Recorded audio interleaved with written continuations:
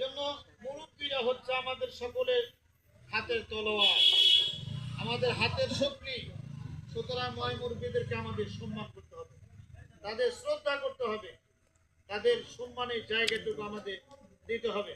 আমি সর্বশেষ আপনাদের সাথে অনেকগুলো কথা বলছি, সর্বশেষ যে একটি কথা আপনাদের সাথে শেয়ার করছি তা হলো যে আমরা যদি যারা এখানে আছি এখন থেকে যদি আমরা সিদ্ধান্ত নেই আমরা যারা জামাত কর্মী রয়েছে আমাদের ভোটার কর্মী তৈরি করতে হবে। কি কর্মী? ভোটার কর্মী তৈরি করতে হবে। সে জামাত ইসলাম করতেও পারে, নাও পারে, সে যে দলই করুক না কেন সেটা একটা ভোটার, অথবা দল নাই করুক। কারণ এই দেশের মানুষ 40% লোক দল করে আর 60% লোক দল করে না। তারা হচ্ছে ভাসমান ভোটার, তারা কোনো আন্দোলনেও যায় না, মিছিল মিটিংয়েও যায় না, তারা তাদের মতো বসে থাকে, খুব চিন্তা ভাবনা করে তারা কিন্তু ভোট দেয়। সুতরাং আমাদেরকে সেই লোকদেরকে চিহ্নিত করতে হবে যারা মিছিল মিটিংয়ে যায় না, কিন্তু তারা এমনি থাকে। বাবা ঠিক আছে, দেন আপনি একটু গাছ মার্কায় ভোট দেন, আচ্ছা ঠিক আছে বাবা সময় নেই। আর একজন কয়ে যে আমার সার মার্কায় ভোট, আচ্ছা ঠিক আছে বাবা আসো, এরকম লোক আছে না? আচ্ছা বাবা ঠিক আছে সময় আসো। এই লোকদেরকে আমাদেরকে চিহ্নিত করে তাদের সাথে নিয়মিত যোগাযোগ রক্ষা করে তাদেরকে ইসলামের পক্ষে আনতে হবে।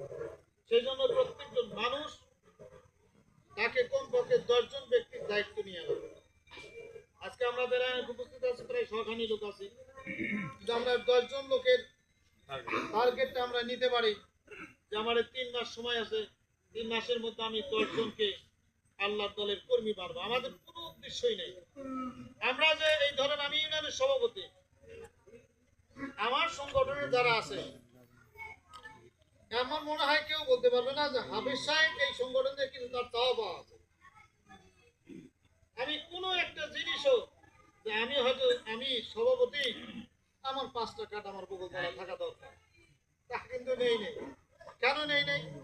যার বেশি প্রয়োজন, আমার যে ওয়ার্ড সভাপতি আছে, ইউনিট সভাপতি আছে, তারাই জানেন তার আন্ডারে কাদের প্রয়োজন।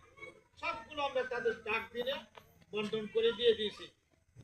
তারপরেও যদি দেখা গেছে আরো 2-1টা দরকার, আমার বলার সাথে আমি আবার গিয়ে চেয়ারম্যানের সাথে কথা বলে যে আমার বাবু আরো 5টা কাঠ দিয়ে আসে, সাথে সাথে আবার তাদেরকে জানিয়ে দিয়েছে যার যার প্রয়োজন তাকে সমানিত হাজির।